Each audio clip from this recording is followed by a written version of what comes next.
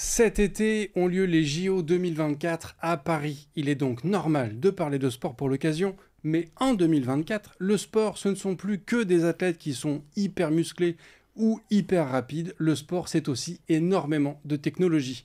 Les chaussures, les matières, les positions ont complètement été transformées par des années de recherche et d'analyse, et l'arrivée de l'IA ne va pas ralentir le rythme. Mais alors, comment la technologie change les matériaux ? En quoi l'hélicoptère améliore-t-il une planche à voile et surtout à quel moment le record devient celui de la technologie et non plus de l'humain? Pour répondre à ces questions matérielles, je ne reçois pas Q, mais il s'y connaît en technologie d'espion. Marc, bonjour. Bonjour Bruno. Cosa Vostra.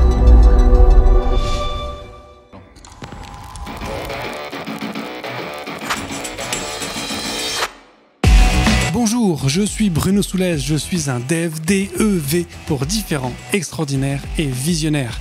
Bienvenue dans If This Then Dev, le podcast qui veut résoudre le problème avant de passer au dev.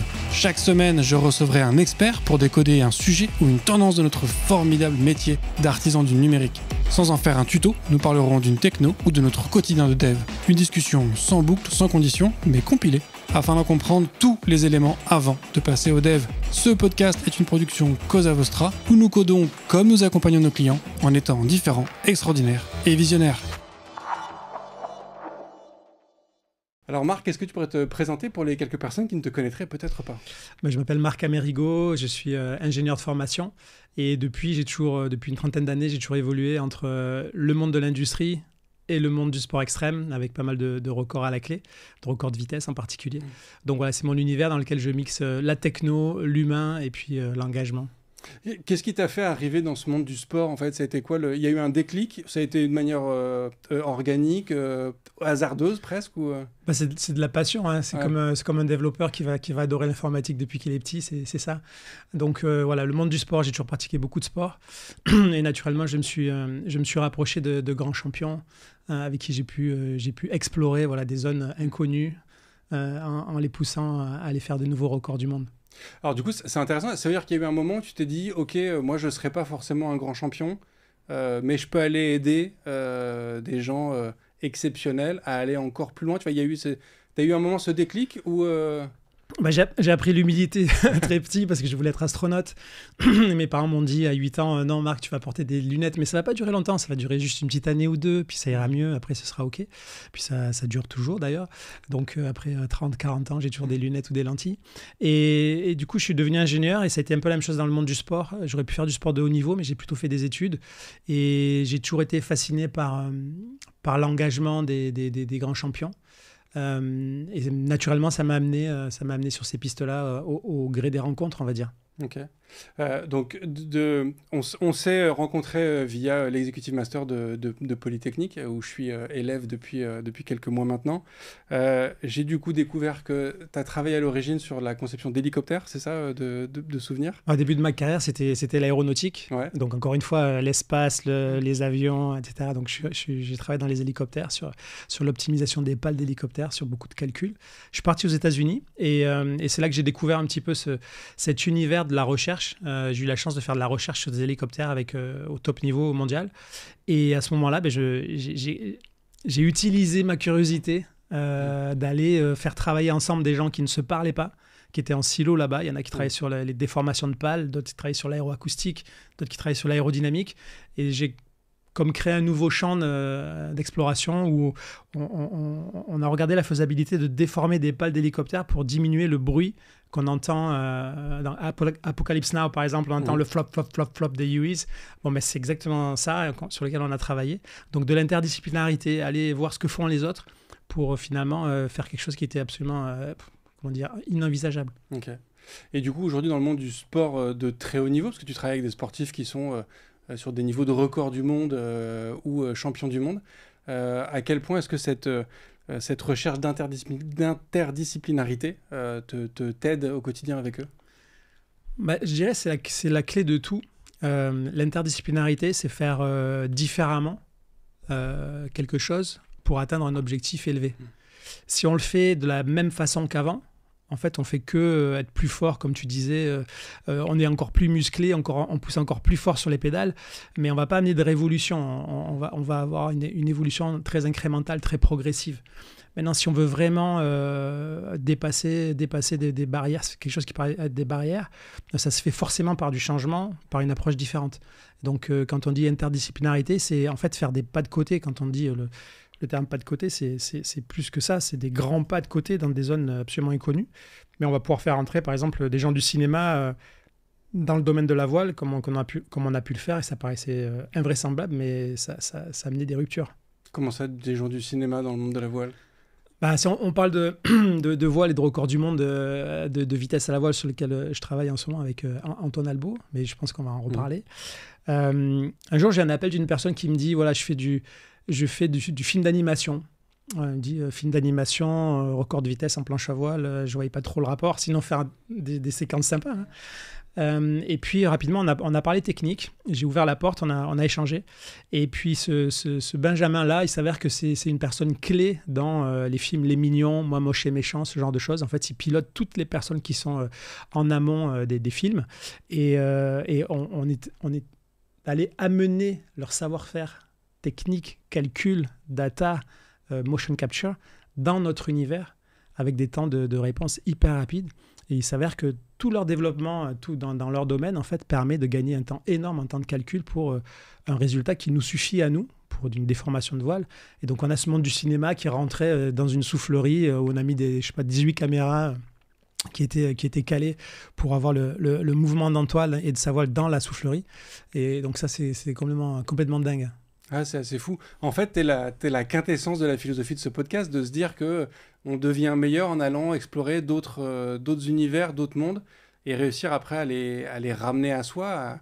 Comme disait Steve Jobs dans son commencement speech, c'est connecting the dots, c'est une espèce de réussir à ramener les choses. Tu vois, si on prend le coup de cette arrivée du monde du cinéma dans le monde de la voile, à quel moment ta curiosité te fait dire, ok, en fait, là, il y a un truc, tu vois. Est-ce qu'il y a un moment où tu arrives à identifier, où tu te dis, ok, là, c'est juste de la curiosité, c'est fun à savoir, mais ça va pas me servir. Et là, en revanche, ça va me servir.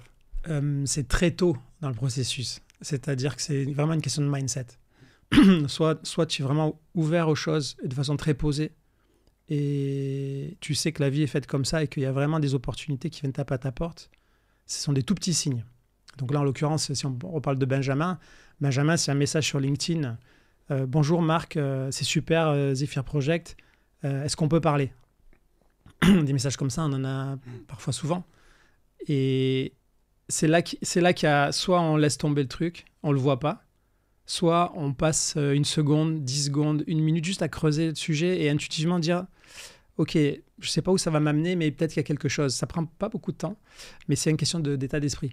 Donc, si on a cette sorte de mindset ouvert à l'extérieur, on grandit systématiquement. Et puis, ça peut être très court. Hein. Ça peut être un coup de fil qui dure 5 minutes. Et puis, on se rend compte que les planètes ne sont pas du tout alignées et qu'il n'y a pas d'intérêt.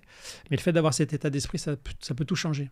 Ouais. Dans sa vie perso, comme celle d'une organisation. Hein. C'est à tous les niveaux. Hein. On a cette forme de dimension, multidimension. Hein.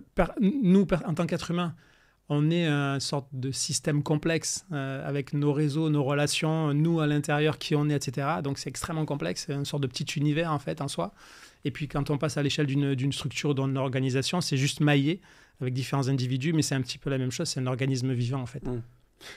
Ce que je trouve assez fascinant dans tout ce que tu racontes, alors, peut-être avant de poser ma question, est-ce que tu pourrais nous raconter un peu les différents sportifs avec lesquels tu as travaillé, et après je reviendrai à ma question pour que les gens sachent un peu sur quoi tu as bossé avec les différents records et sportifs que tu accompagnes. Alors quand j'étais petit, je faisais du judo avec mon papa et mon entraîneur, prof, avec mon père qui était prof de judo, s'appelait Jean-Paul Coche. C'était un champion qui a été 3e au championnat du monde, 3e au JO. Et Jean-Paul, voilà, c'était une grande figure du judo à l'époque, très puissant, vraiment avec un engagement énorme à l'époque, très pro dans sa préparation. Et il n'a jamais été ni champion olympique ni champion du monde à cause d'un Japonais qui a toujours en gros barré la route. Et j'ai toujours gardé cette image à la fois du grand champion énorme et du fait qu'il n'était pas allé au bout presque de ce qu'il aurait aimé faire. Et puis il avait largement le niveau pour le faire, puisque dans le même temps, à l'époque, il battait à peu près tous les Français qui ont été, eux, champions olympiques et champions du monde. Et puis, j'ai grandi avec ça. Et ensuite, j'ai rencontré différentes personnes sur mon parcours, en particulier Eric Baron. Donc, Eric Baron a été champion du monde de VTT, de descente, en senior. Donc, c'était un surdoué de la glisse, un surdoué de la descente. Il s'est mis au vélo très tôt et il est devenu champion du monde. Et Eric était fan depuis les années 90 de la descente et de la vitesse. Et puis, un jour, on se rencontre là où je travaillais et je lui dis, mais... Moi qui avais fait de l'aérodynamique et de la mécanique des fluides, je lui dis, Eric, il faut que tu carénes ton vélo parce qu'à 200 km/h, tu es instable et certainement qu'en carénant, en faisant les choses différemment, intelligemment, tu dois pouvoir gagner beaucoup. Et on a commencé comme ça et petit à petit, les records sont passés de 200, 210, 217, 219, 220, 223 jusqu'à quasiment 228 km/h avec du matériel de plus en plus techno, avec de plus en plus de data embarquée, de plus en plus d'engagement de plein de personnes différentes. Donc le projet a grossi comme ça au fil des années et on a fait ça pendant une vingtaine d'années jusqu'en 2017.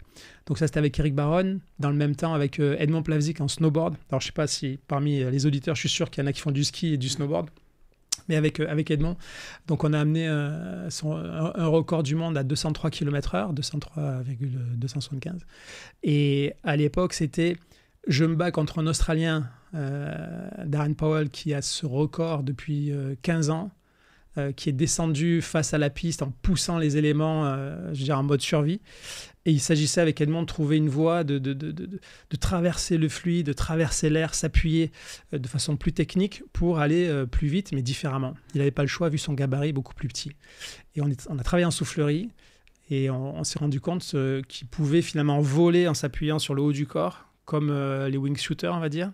Et puis, dans le même temps, être simplement en équilibre sur sa planche. Donc, un snowboard qui fait 2,06 m, hein, t'imagines le truc, c'est une sorte de porte hyper longue où les pieds sont alignés, hyper technique. Et donc, Edmond a battu ce record du monde en 2015 à cette vitesse-là, 203 km/h. Donc, voilà. Puis, au fil des rencontres, j'ai rencontré Antoine Albo.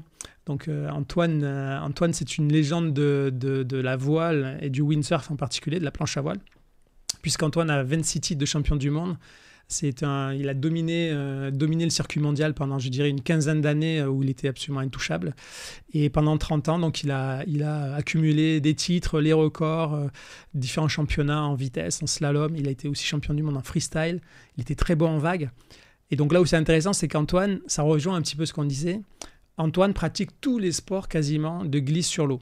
Il a été capable d'aller surfer des très grosses vagues à Bellara, il est capable d'aller faire du stand-up paddle, il est capable d'aller faire à peu près tout ce qui glisse sur l'eau. Et c'est ce qui fait sa richesse. Il s'ouvre à tout. Dès qu'il y a quelque chose de nouveau, il va le tester, il va l'essayer, il va redevenir un débutant. Et puis il y va, et il apprend et il progresse.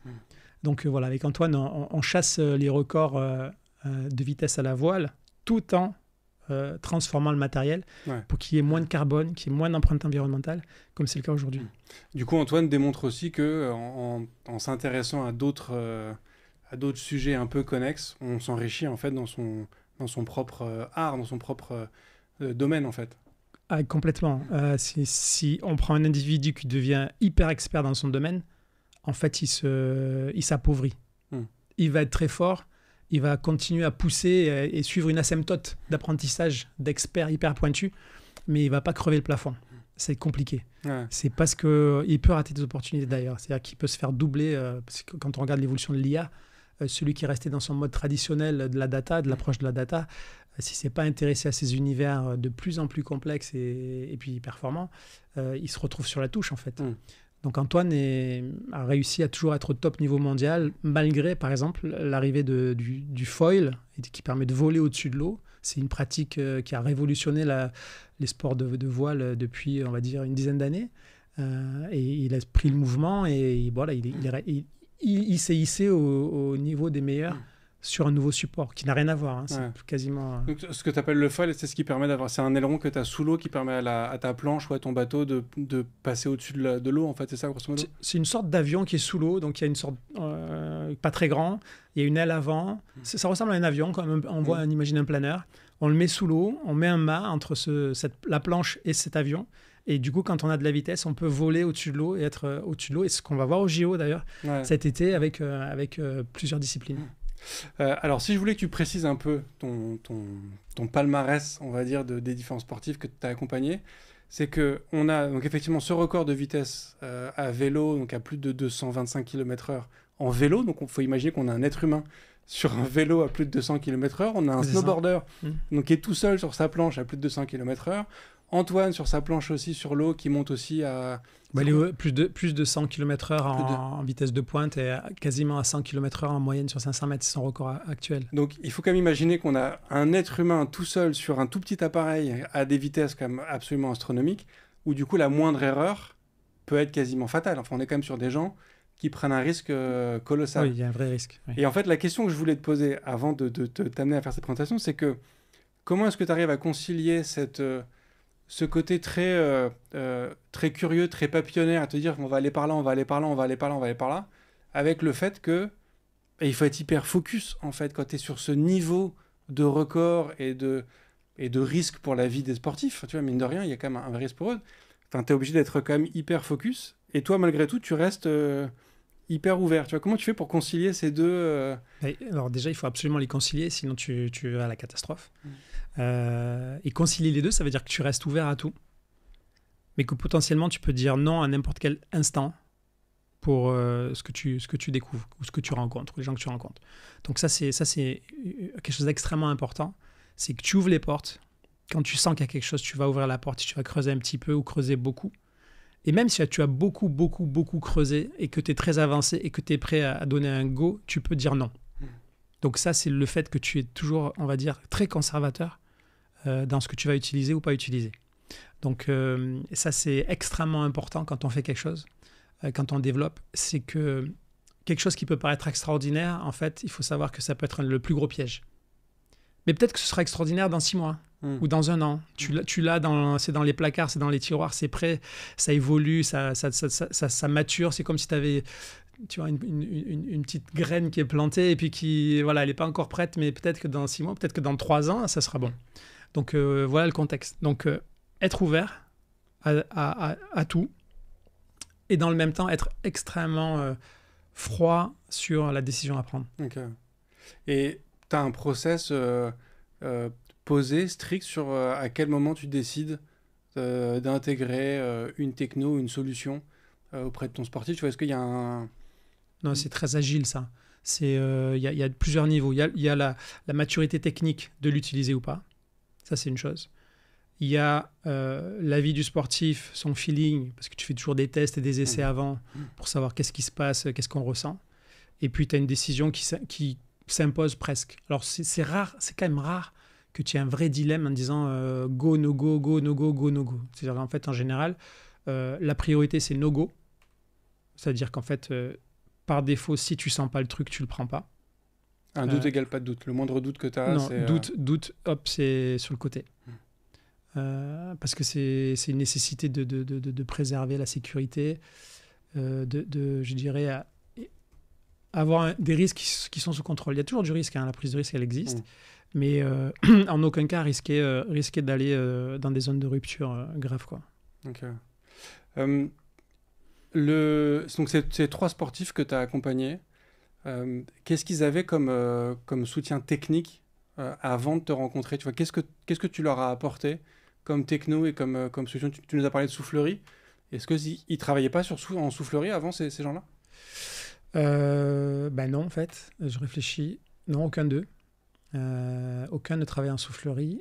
Et je dirais que l'apport de la dimension technologique, ingénierie, tout ce qui est derrière tout ça, calcul, data, c'est comme si tu amenais un univers qui à l'époque, dans les années 90, et puis même encore aujourd'hui, n'existait pas en fait. C'était quelque chose qui était de l'ordre de... Voilà, c'est pour les avions, mais c'est pas pour le sport. Aujourd'hui, si on parle de JO, en permanence, les vélos, on les voit, ils passent tous en soufflerie. Et si tu fais pas ça, c'est même pas la peine d'aller au JO. Donc, tu as une porosité réelle entre le monde de la tech et le monde du sport. Et donc moi, dans ce que j'ai pu amener, j'ai amené de la tech et de la curiosité et des écosystèmes dans le monde du sport qui n'était c'était pas du tout leur univers. Ouais. Pas du tout. Peut-être que tu connais mieux l'histoire que moi, mais j'avais vu un truc il n'y a pas très longtemps sur l'amélioration du saut en hauteur, pas du saut à la perche, le saut en hauteur. Où en fait, il y a un type un jour qui est arrivé avec ce saut à l'envers, tu sais, où il se retourne au dernier moment pour sauter dans l'autre sens. Et tu connais peut-être mieux l'histoire que moi, parce que je ne sais plus comment il en est arrivé à cette idée-là, en fait, qui au début paraissait un peu étrange, mais qui maintenant, aujourd'hui, est la manière par défaut de sauter sur ces sauts en hauteur. Lui, il a disrupté le sport. Donc c'est ce qu'on a fait, par exemple, avec Edmond. C'est comme ça qu'Edmond fait un record du monde. Ce qu'on a fait avec Eric, on a transformé un vélo qui était instable en quelque chose de stable. L'objectif, c'est d'avoir du confort à très haute performance. Quand je dis du confort, c'est-à-dire que tu y vas, tu es bien, tu es dans la fluidité. Tu forces pas les choses. Et en fait, quand on regarde un saut à l'ancienne et le saut que faisait Fosbury quand il est arrivé, il y a cet enroulement de barre qu'on retrouve à la perche, qu'on retrouve au saut en hauteur. Il y a le fait que le corps va enrouler l'obstacle. Et il a dû avoir des sortes de dérogations pour dire est-ce qu'on est autorisé à faire ce saut bizarre. Évidemment, et une fois que ça a été validé, il a explosé tout le monde. Il était juste au-dessus de tout ce qui se faisait parce qu'il avait trouvé cette fluidité en fait dans le geste. Est-ce que tu sais du coup si Fosbury, c'était une intuition qu'il avait que ce serait mieux comme ça, ou il y avait tout un travail d'études et de recherche qu'il avait amené à cette... 100% intuitif. Non, à l'époque, ça n'existait pas. Donc c'est lui, il a trouvé... alors je ne connais plus l'histoire, parce qu'à l'époque, c'était de l'enroulement, mais en sautant à plat. Donc en fait, tu enroulais, tu envoyais la jambe et tu enroulais ta barre. Donc le corps était dans le sens de la barre. Lui, il a dit non, en fait, on va casser le corps en passant non pas en longueur, mais en passant dans le sens de la verticalité. Donc lui, il a testé des choses et puis il a trouvé ça super et ça correspondait aussi à sa morphologie. Donc ça veut dire que les autres athlètes à l'époque ont dû réapprendre à sauter pour espérer avoir une médaille. Oui, parce qu'il était extrêmement loin devant par rapport aux autres. Il a juste révolutionné le sport. C'est grâce à ça aujourd'hui qu'il y a ces niveaux de performance. Est-ce que du coup, aujourd'hui, cet apport de la technologie dans le monde du sport fait que ces trois sportifs que tu as accompagnés en fait, sont extrêmement loin devant tout le monde grâce à la technologie et à quel point est-ce que c'est uniquement grâce à la technologie qui sont très loin devant, ou est-ce que c'est des choses au final que n'importe quel sportif peut intégrer aussi et réussir pour aller chatouiller ses records? Alors les sportifs avec lesquels j'ai travaillé, que ce soit Eric, Edmond ou Antoine, ont un état d'esprit particulier. Ils testent, ils se remettent en question, ils changent leurs habitudes, ils écoutent la tech, ils donnent leur avis. Donc c'est toujours une sorte de confrontation, genre je pense ça, qu'est-ce que dit le calcul, ok, moi là je le sens pas du tout, mais je vais quand même essayer, mais ça va pas, je vois pas comment ça va marcher. Et donc en fait il y a en permanence ce jeu d'amener le sportif à tester quelque chose qu'il a jamais fait, de se remettre en question, même s'il est champion du monde, même s'il a 26 titres de champion du monde. C'est ça qui est extraordinaire, c'est que ou Eric, ils ont cette capacité à se remettre en question alors que ils peuvent donner des leçons à tout le monde. Il y en a qui se permettent de le faire avec beaucoup moins. Eux, ils sont toujours dans l'écoute, l'échange. Et donc, c'est vraiment là que ça se passe, quoi. Cette forme de, de savoir s'engager sur ces voies-là. Donc, eux ont cet esprit-là. Et quand on leur donne du matériel qui évolue, ils vont en tirer le maximum. C'est-à-dire que quoi qu'on fasse, quoi qu'on donne comme matériel, si au niveau scientifique, ça a du sens et qu'on voit des gains, ils vont les exploiter. Donc il y a ce côté, je me remets en cause, je change ma façon de naviguer ou ma façon d'utiliser mon matériel et je vais tirer la quintessence de ce que j'ai dans les mains. C'est ce qui fait qu'ils repoussent des limites et elles deviennent inaccessibles. Je sais que ce qu'on est en train de faire avec Antoine, quand il va avoir ce type de matériel, il sera inaccessible pour quelqu'un qui a un matériel traditionnel, comme Fosbury. Ouais. Tout le monde va devoir suivre le mouvement. Et est-ce que tu as un exemple justement d'un moment où tu as suggéré quelque chose à un de ces sportifs qui était complètement contre-intuitif, mais que la donnée semblait montrer comme étant, je ne sais pas, la meilleure position à avoir ou la meilleure façon de tenir sa planche. Enfin, tu vois, un petit truc où et le sportif t'a dit je le sens pas, mais on va le tester, et qui s'est avéré au final payant. Je vais prendre un exemple avec Eric Baron. On design un vélo de dingue. Le vélo, il est juste... Quand on le regarde, il est animal. Je pense que tu dois te souvenir, peut-être que j'avais montré ça à Polytechnique quand on avait fait ce temps ensemble. Le vélo, il est vraiment magnifique. Quand on voit et qu'on met Eric dessus, voilà, c'est hyper homogène. Sauf que pour utiliser ce vélo issu des calculs, on va dire vraiment issu des calculs et de l'expérience passée, première fois qu'Eric monte sur le vélo, il me dit « Marc, je ne peux pas utiliser ce vélo, c'est impossible ». On est à la fin, le matériel il est fait, on est dans les phases déjà de test, proto-opérationnel. Il me dit non, je ne peux pas l'utiliser comme ça, il me faut reculer, reculer l'appui de selle derrière, il est bloqué, complètement bloqué dans le vélo. Il me dit Marc, il faut que je recule, il faut que je puisse bouger, il faut que tu me donnes, 6-8 cm de recul pour pouvoir être en mouvement sur mon vélo. Et on a décidé que c'était pas possible. Parce que si tu recules, tu changes ta position aérodynamique, tu n'es plus dans le côté bloc du homme-machine, on va dire.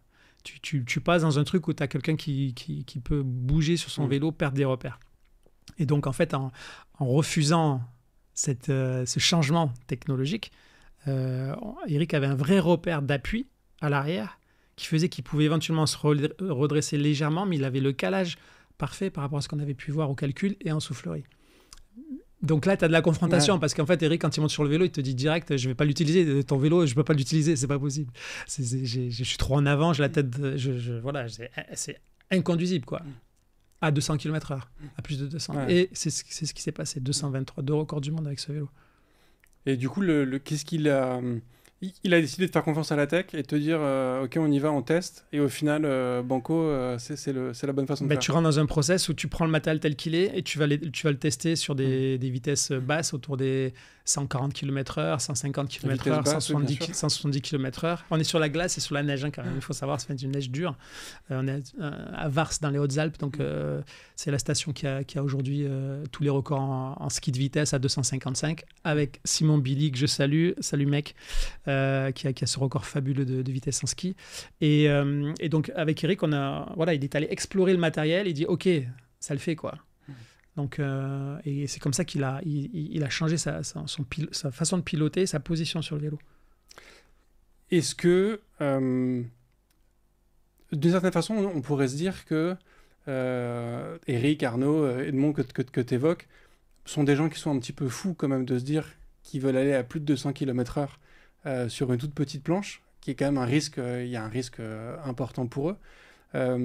Est-ce qu'il est nécessaire que toi aussi, tu partages un peu ce grain de folie, que vous ayez cette même, ce même rêve au final, ou cette même folie, ou est-ce que tu as besoin au contraire de venir compenser, d'apporter, de la même manière que tu apportes de la data, de la science, quelque chose. Est-ce que tu as besoin d'apporter un truc un peu plus rigoureux pour contrecarrer leur folie, ou est-ce que tu as besoin d'être aussi fou qu'eux? Je vais te répondre à deux titres. Un, ils sont pas du tout fous. Ils sont hyper conservateurs. Donc, par exemple, en championnat du monde, Antoine ne va jamais partir avec un matériel qu'il n'a pas testé, surtesté, retesté. Comme je disais tout à l'heure, tu pars pas à l'aventure avec un matériel qui est en cours de développement. Si tu es en cours de développement, ça veut dire que tu l'as pas poussé, donc tu peux avoir des aléas, donc tu vas pas en compétition avec. Pareil pour Eric, hyper conservateur. Il fait pas n'importe quoi. Par contre, ils sont capables d'aller... c'est des gosses, ils s'amusent, ils sont à fond, ils prennent du plaisir chaque fois Antoine, je sais pas, 30 ans de carrière, 26 titres de champion du monde, il a la banane dès qu'il monte sur une planche et qu'il glisse même à quelques nœuds. Il est heureux d'être sur l'eau. Dès qu'il déjauge avec une planche, il a la banane, il est trop content. Et donc ça tu vois, c'est un côté qui est top. Donc ils ont un grain de folie, capable de faire des trucs de dingue que moi je fais pas d'ailleurs. C'est pour eux, il y a que eux qui font ça. Même leur matériel, personne ne l'utilise vraiment. Il est dédié pour eux. Et dans le même temps, ils sont hyper conservateurs. Et moi de mon côté, je suis le garant de ce qui se structure derrière, de la fiabilité du matériel. Et j'ai aussi besoin de pratiquer. Par exemple, j'ai appris le foil pour comprendre ce qui se passe sous les pieds d'Antoine et de Pierre Schmitz, d'ailleurs, jeune padawan qui est dans le team aussi, que je salue, qui a été 3e au championnat d'Europe en wingfoil, qui gagne toutes les compétitions nationales en gros. Donc un super gamin qui a 18 ans. Et donc en fait, j'ai besoin aussi moi de sentir ce que c'est le risque, les chutes, parce que c'est du matériel qui est très, très engagé. Donc voilà, moi aussi je pratique les sports à mon petit niveau pour comprendre ce qui se passe sous leurs pieds. Et est-ce que tu penses que tu partages c'est quoi l'esprit de sportif que toi tu dois partager aussi, tu vois, ouais, à quel point est-ce que tu dois être aussi dans cette recherche d'excellence et cette tu vois, j'ai du mal à imaginer que tu peux pas être sportif à ces niveaux-là sans avoir un petit truc en plus. Tu vois, c'est pas juste quelqu'un qui est doué physiquement. Pour moi, t'as une mentalité, t'as un mindset, il y a une espèce de tu décides presque d'être champion olympique ou d'être champion du monde. Il y a effectivement une part d'entraînement, d'aptitude physique, mais il y a quand même un moment où tu te dis ok, je vais mettre de côté toute distraction, je vais mettre de côté tout le reste, il faut que je crée mon entraînement. Toi, tu as ce mindset-là aussi, ou tu es juste là pour les aider à mettre en place? J'essaie de voir un peu qu'est-ce que tu partages dans cet esprit un peu fou du sportif d'extrêmement haut niveau. Je suis aussi barjot que je pense. Si toi, tu mènes ton projet et que tu n'as pas des idées qui fusent et que tu n'es pas au taquet, ça ne marche pas. Ça ne fonctionne pas. Parce que tu dois t'engager avec ce que tu fais, tu dois prendre des risques aussi sur la tech, aller chercher des choses qui paraissent pas possibles, convaincre des gens, les faire travailler ensemble, pousser les murs, mettre en doute ce qu'ils vont te proposer. Parce qu'en fait, même si tu es ingénieur, tu n'es pas expert de tout. Tu vois. Donc en fait, moi, je pilote tout, mais il y a des personnes qui ont des niveaux de dingue dans l'équipe et je n'ai pas du tout leur niveau. Heureusement, voilà, je comprends ce qu'ils vont me dire, j'ai le feeling, mais je suis à connecter les dots, comme tu disais tout à l'heure, hein, c'est-à-dire faire en sorte que tout le monde travaille ensemble, etc. Donc il y a ce côté aventurier, tu pousses les choses à bloc en fait. Tu pousses tout à bloc, tu pousses tout au maximum, tous les curseurs. En plus du côté humain et de la relation et du respect et de ce genre de choses qui sont extrêmement importantes pour moi. Mais tu pousses tout. Et eux, ils sont pareils. Ils vont pas à une compétition ou ils vont pas faire une tentative de record pour essayer. Ils y vont pour le faire. Quand on fait un record du monde en VTT de vitesse, quand on va au sommet de la piste, tu y vas pour claquer le record. Tu y vas pas pour essayer. Tu vois. Donc direct, en fait, tu pars du sommet, tu claques le record. Si tu claques pas le record, c'est qu'il y a eu un problème. Tu vas pas t'engager là-dedans pour pas le faire. Donc pareil, Antoine, quand il part sur un run, quel que soit le run, il va le faire à bloc. Il va pour claquer le record. Il sort de là, ok, il l'a pas fait, mais il retourne et il y a pas un moment où tu pousses pas tout au maximum. Il y a une espèce de certitude que cette fois-ci c'est la bonne et que le record va être battu. Il y a une espèce de t'y vas en sachant que ça va réussir. Tu prépares tout pour en fait rendre concret ce que tu as vu qui doit se passer.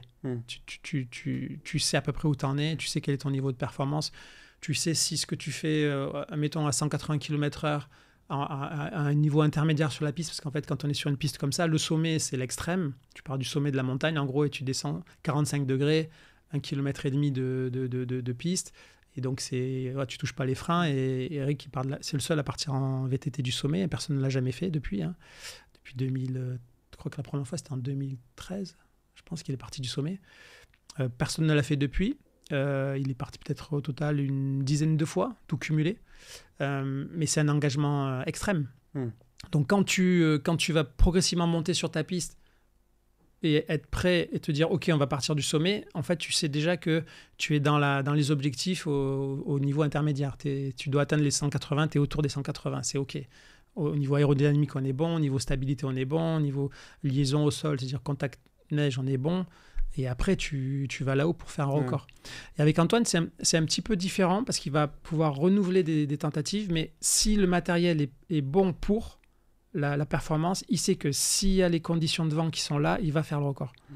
Et à ce moment-là, il doit être prêt. Ça peut peut-être durer 10 minutes. Sur un mois, tu as peut-être 10 minutes qui sont parfaites. Et c'est des conditions où tu dois être prêt, quoi. Et le matos doit être prêt, les planches doivent être préparées avec la carène préparée, les ailerons doivent être nickel, il doit avoir la bonne voile, il a tout testé, il a réglé ses voiles, et à ce moment-là, il va prendre la fenêtre. C'est fou. Ça me fait penser à un autre intervenant qu'on a eu sur l'Executive Master de Polytechnique. Alors ça peut-être te paraître complètement à côté, mais il y a un truc il y a un point commun que je vois. On a eu un cours donné par un chirurgien pulmonaire qui fait notamment des greffes de poumons et compagnie, et qui a un projet de recherche complètement fou.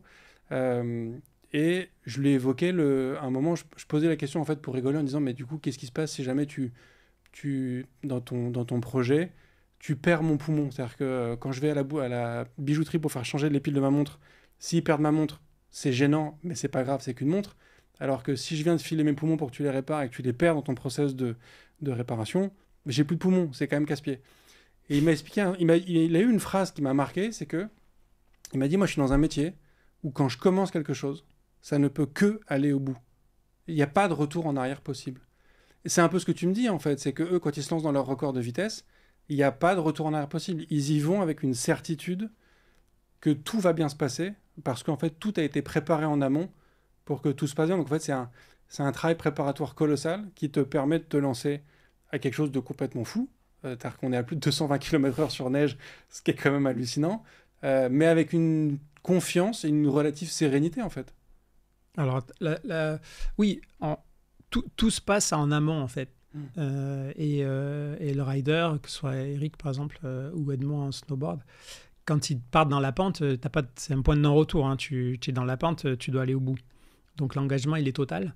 Et donc oui, comme tu dis, tu dois aller au bout. Après, tu fais un record ou tu fais pas de record, parce que peut-être que la piste, ça nous est arrivé, a été dégradée de façon inattendue, ou il y a quelque chose il y a un imprévu. Et ça, les imprévus, ça fait partie de ce genre d'aventure. Mais tout a été calé pour que ça se passe et que tu vas au bout du process. Et en chirurgie, voilà, tout est aseptisé, encadré. T'as pas d'aléas météo, on est dans un cadre le plus maîtrisé possible. Hein. Et voilà, c'est quand ça part quoi. Quand il y a le go, il n'y a pas de retour en arrière. Sur toutes ces années d'accompagnement que tu as eu sur ces différents sportifs, ça a été quoi toutes les technos sur lesquels tu as été amené à... on est uniquement sur de l'amélioration de matériel, j'imagine que peut-être un peu d'IA qui est arrivé là-dedans. C'est quoi tous les sujets techniques que tu as amenés dans ce monde-là? Je dirais, historiquement, plus le temps a passé et plus je dirais le numérique rentre dans la boucle. Donc au début, tu étais en soufflerie, et je dirais même le début, ça a commencé quand j'étais à Centrale. On avait fait un projet qui consistait déjà à aller vite en planche à voile, parce qu'on faisait de la planche à voile à l'époque déjà, et on avait fait une voile, et on avait aucune data, il y avait rien à l'époque. Hein. Donc on a pris une voile et on l'a mise on a mis une planche à voile sur une galerie au-dessus de ma voiture qui était une R14. On était sur une grande plage à Port-Saint-Louis-du-Rhône, et on était deux dans la voiture, un qui était assis sur le côté à filmer, l'autre qui conduisait à une vitesse stable, et puis notre ami Nouma qui était là-haut, debout sur la planche avec sa voile pour regarder les fils de laine et voir ce qui se passait. Donc là, data zéro.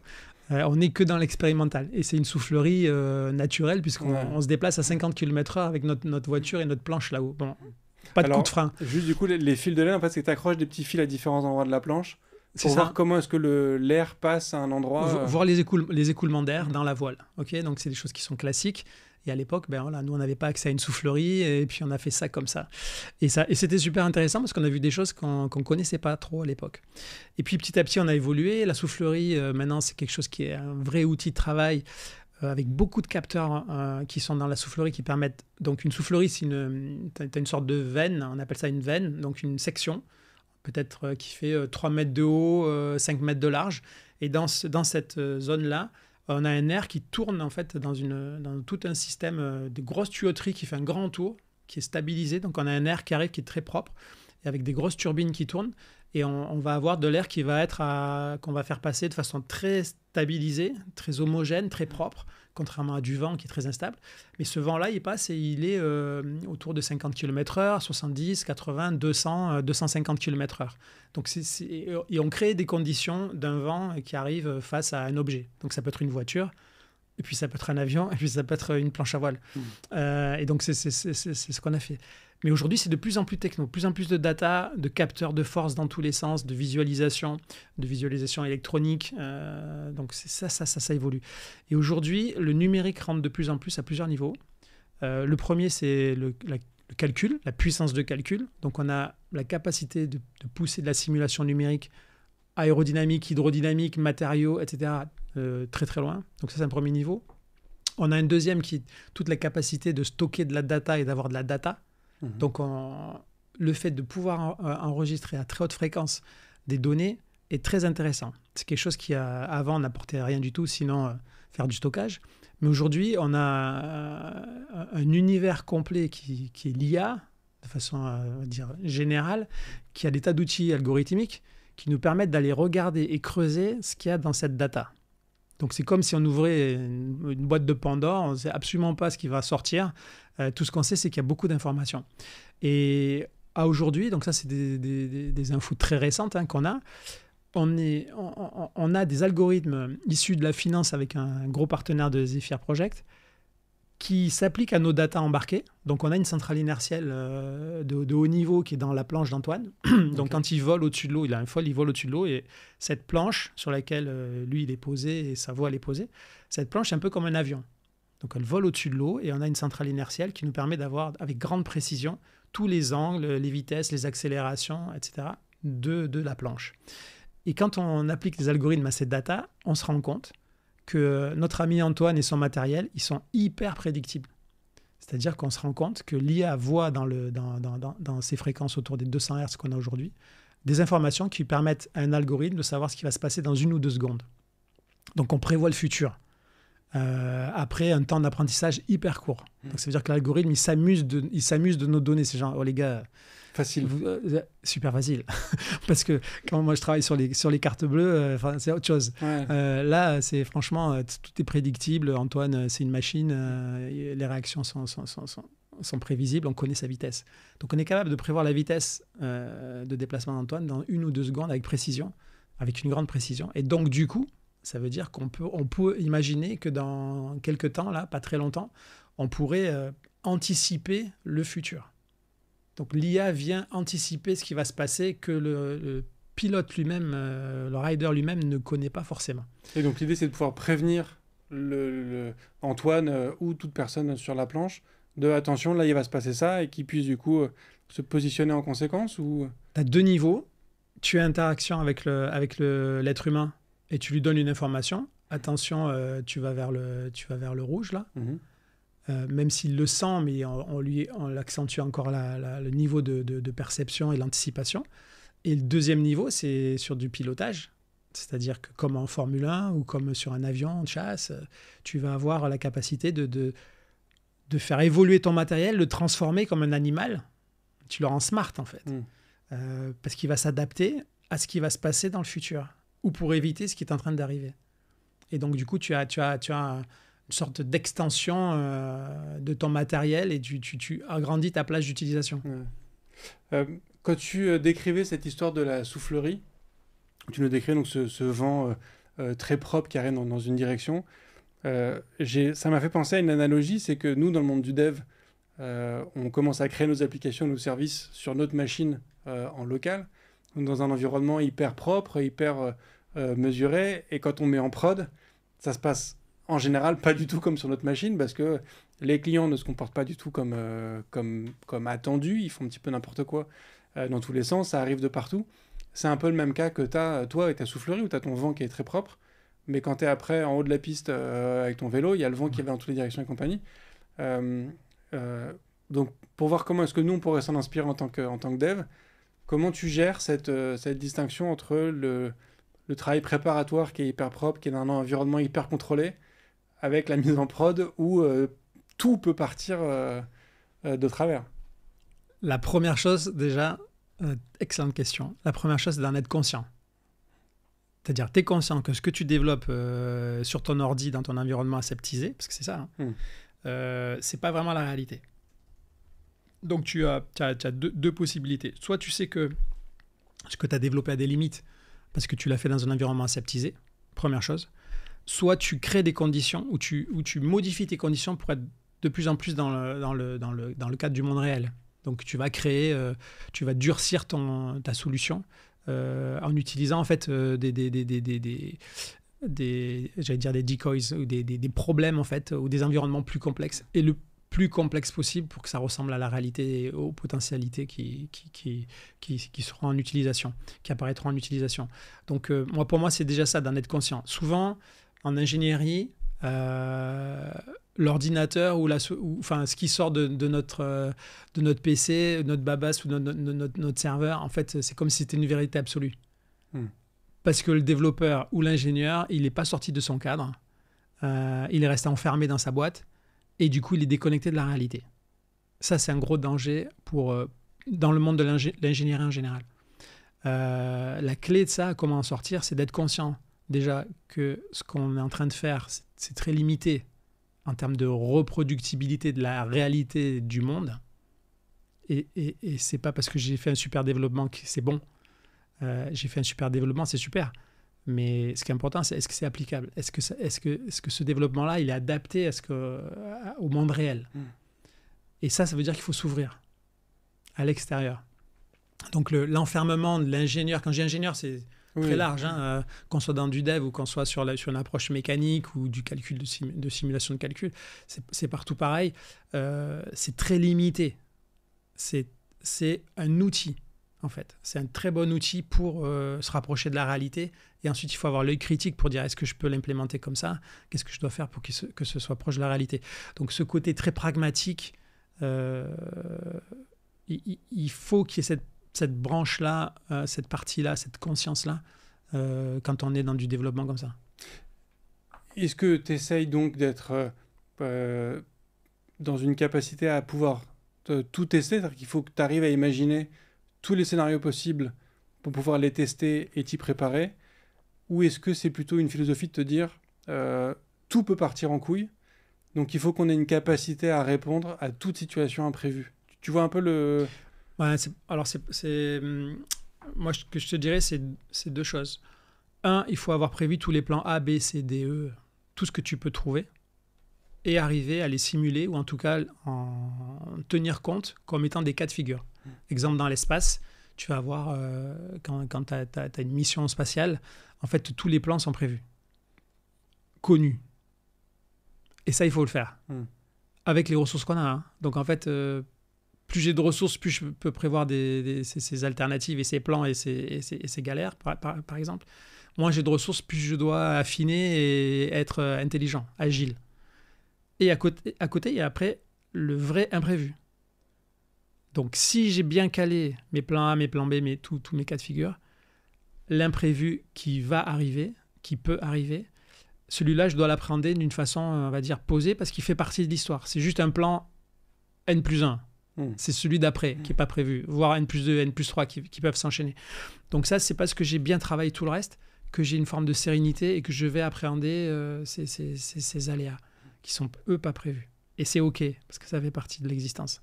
Ok. Et comment tu fais pour t'entraîner à l'imprévu ?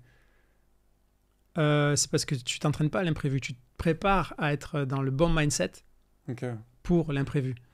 Et l'imprévu, non seulement il est OK, mais en plus, c'est ce que j'appelle le mindset d'explorateur, dans ces piliers-là dont je parle là. Ce mindset d'explorateur, il fait que tout peut t'arriver, quel que soit ton niveau de préparation, quel que soit ton niveau d'expertise, quel que soit le nombre de titres de champion du monde que tu as, quelle que soit ta reconnaissance sociale, quelle que soit ta position de super top développeur de l'espace, l'imprévu arrivera. Et un, c'est OK. Et deux, je suis préparé, moi, le collectif autour de moi, grâce à mon expérience passée, grâce au plan A, B, C, D que j'ai déjà élaboré, je suis prêt à l'appréhender et en fait à transformer ça en quelque chose de positif qui va me faire grandir, me permettre de faire évoluer ma solution. Okay. Pour terminer, une dernière vaste question. Dans tout ce travail technique que tu as sur la préparation du matériel et des équipements de tes sportifs, à quel moment est-ce que ça devient un record technique et non plus un record humain ? Est-ce qu'au final, cette capacité à aller à plus de 200 km/h sur une piste enneigée en vélo, à quel point est-ce que c'est le record du vélo et non plus le record du pilote sur le vélo. Ouais, tu peux pas te dissocier les deux. C'est comme si aujourd'hui on a un virtuose en IA et on va le dire, oui, mais ce qu'il fait, c'est grâce aux outils d'IA et aux algos, aux nouveaux algos. En fait, tu as un virtuose derrière. Il est associé à l'évolution technologique. Donc, un champion, c'est un virtuose dans sa discipline, adaptable. Parce que justement, quand on parle de disruption, il va avoir un matériel qu'il ne connaît pas par définition. Il va aller dans des zones qu'il ne connaît pas par définition parce qu'il va aller plus vite que jamais, où il y a beaucoup plus d'aléas que ce qu'il a connu toute sa vie. Donc c'est ça la réalité. Hein. C'est nouveau matériel, aller à des vitesses jamais atteintes. En dev, c'est nouveaux outils de dingue, hyper puissants, et je vais dans des explorations de data ou des développements ou des attentes clients inconnus. Donc je suis comme le sportif de haut niveau, c'est pareil. Je suis exactement dans les mêmes conditions. Et là, toute la différence se fait au niveau du mindset. Et on a bien une association de moyens et de personnes. Le virtuose, le champion, le virtuose du dev associé à des nouvelles technos. Donc, tu ne peux pas les dissocier. Ouais. Et le futur fait que peut-être qu'il y en aura d'autres qui feront la même chose et puis que ce sera normal. Aujourd'hui, tout le monde va sur ChatGPT. Hein. Tu vois, tout le monde peut y aller. Et c'est quelque chose qui était complètement inconnu, n'existait pas il y a quelques années. En fait, si je comprends bien, il y a aussi le fait que si je prenais le vélo d'Eric adapté à ma taille, j'irais pas forcément aux mêmes vitesses que lui, en fait. Il y a aussi ce que lui réussit à faire que moi, je ne pourrais pas faire quoi qu'il arrive. Parce que c'est un virtuose. Et donc, lui, il va pousser le matériel dans des zones inconnues, il va battre des records. Par contre, la fluidité que tu vas ressentir avec ce matériel, comme ce qu'on fait avec Antoine en planche à voile, ce matériel-là, il y a une fluidité qui va faire que toi, en tant qu'utilisateur lambda, tu vas découvrir des nouvelles sensations, plus de facilité, du confort, du plaisir, de la haute performance comparé à ce qui se faisait avant. C'est là que, par exemple, si on prend les outils en développement, c'est la même chose. C'est-à-dire que tu as des capacités de développement qui étaient inaccessibles il y a peu de temps.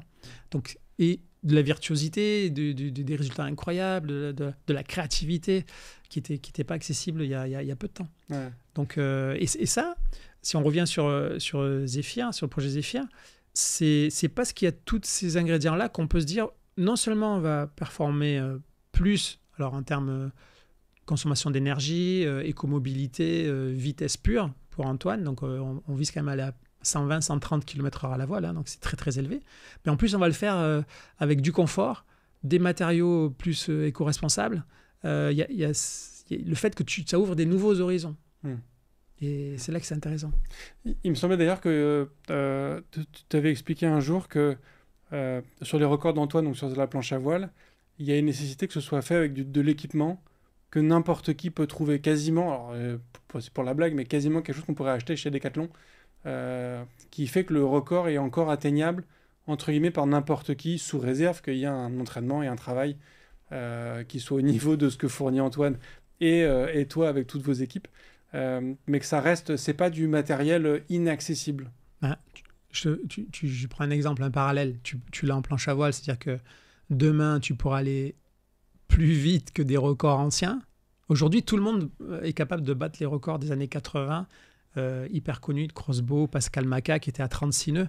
Aujourd'hui, tu achètes du matériel, tu te débrouilles un peu en planche, tu bats le record du monde.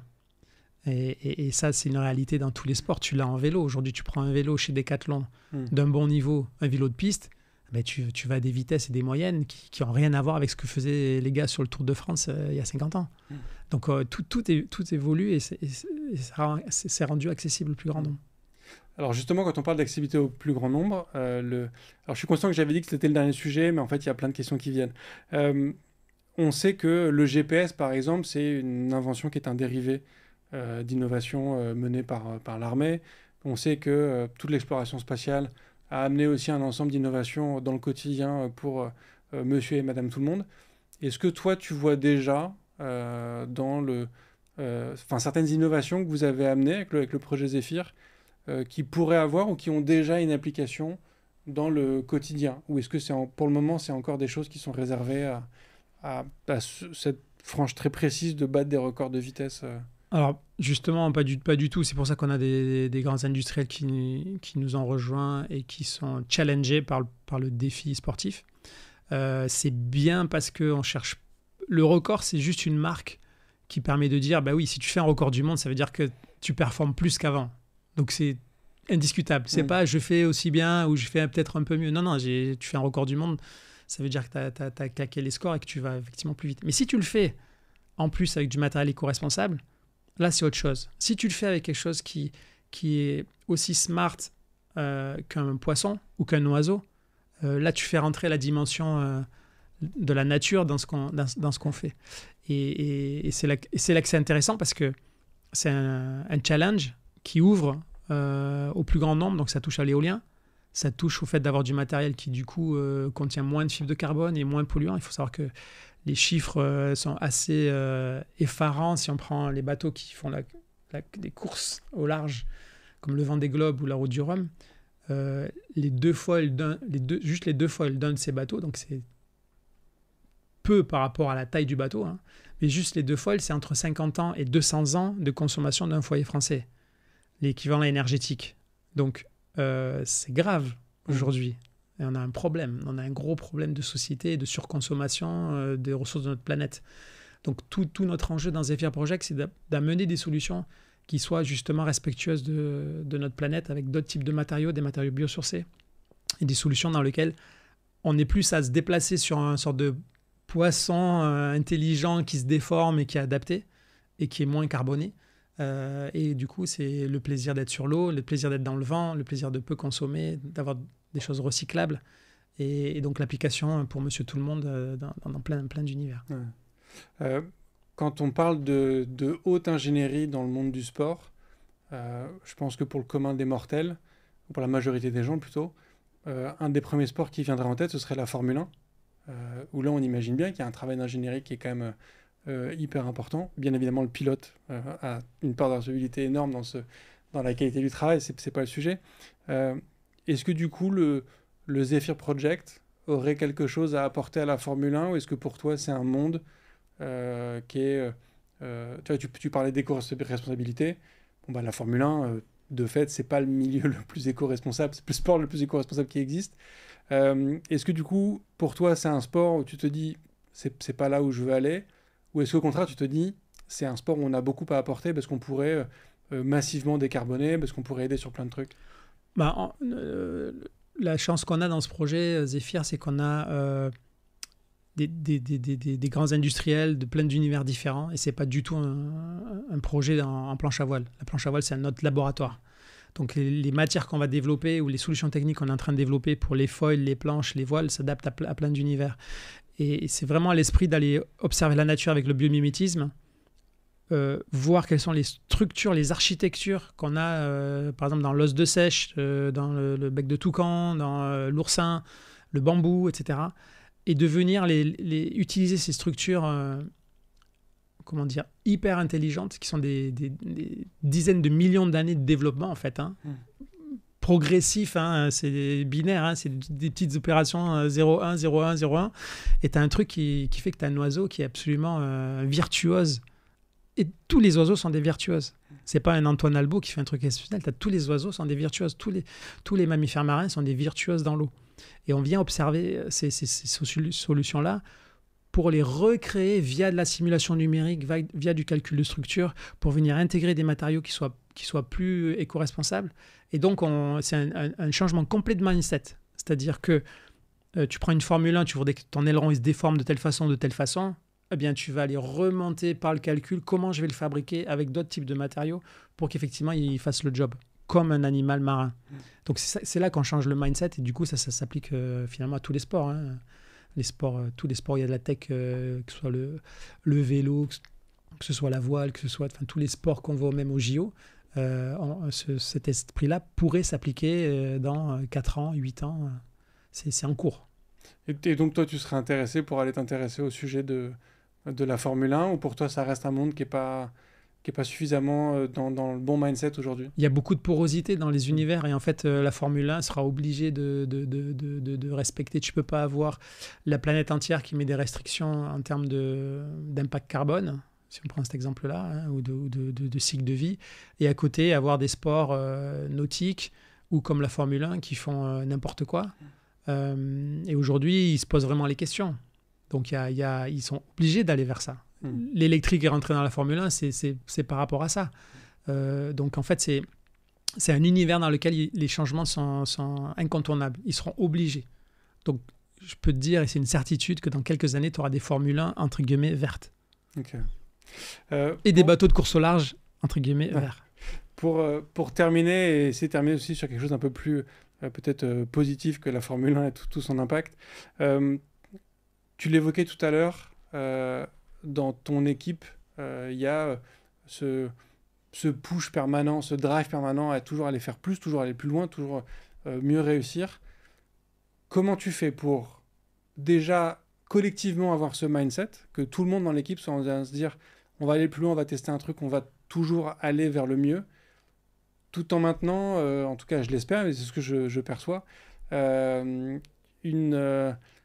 vraie cohésion, un environnement sain pour tout le monde, et que ce ne soit pas une pression permanente qui écrase les gens les uns après les autres. Comment tu fais pour concilier cette exigence, ce drive permanent avec un équilibre personnel qui est primordial aujourd'hui? C'est sortir du schéma ancestral de la productivité. Je dis ancestral parce que c'est des temps qui doivent évoluer. Et ce que j'appelle la performance pure. C'est-à-dire que tu ne te préoccupes pas des personnes et que tu ne mets que mettre la pression sur tous les acteurs et tous les comment dire, les indicateurs dans ton projet. Il y a deux choses, c'est que le projet doit avoir du sens et chaque personne doit trouver du sens dans ce qu'il fait. La deuxième, c'est beaucoup d'écoute. Quand je dis de l'écoute, c'est le non-jugement de l'autre, la baisse des égos. C'est ce que j'appelle l'intimité professionnelle. C'est un des 7 piliers. L'intimité professionnelle, c'est quelle est ta relation à l'autre, comment est-ce qu'elle est saine, parce que tout le monde a ses bonnes raisons, parce que les personnes ne sont pas là pour se mettre des bâtons dans les roues, au fond, en fait. Hein.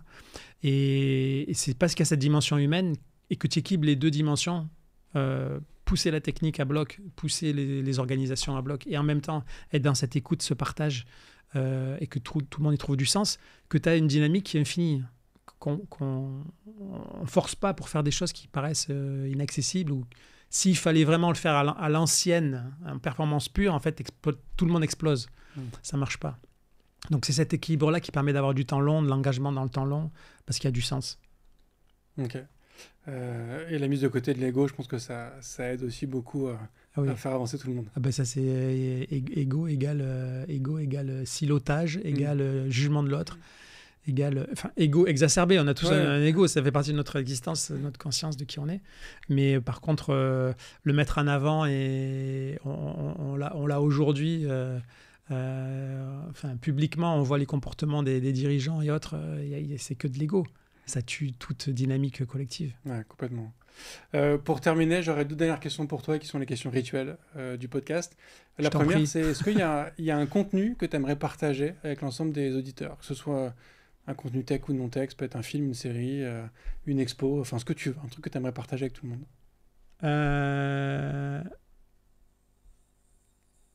Il y a une BD qui s'appelle La Horde du Contrevent, qui est super intéressante, où tu as un groupe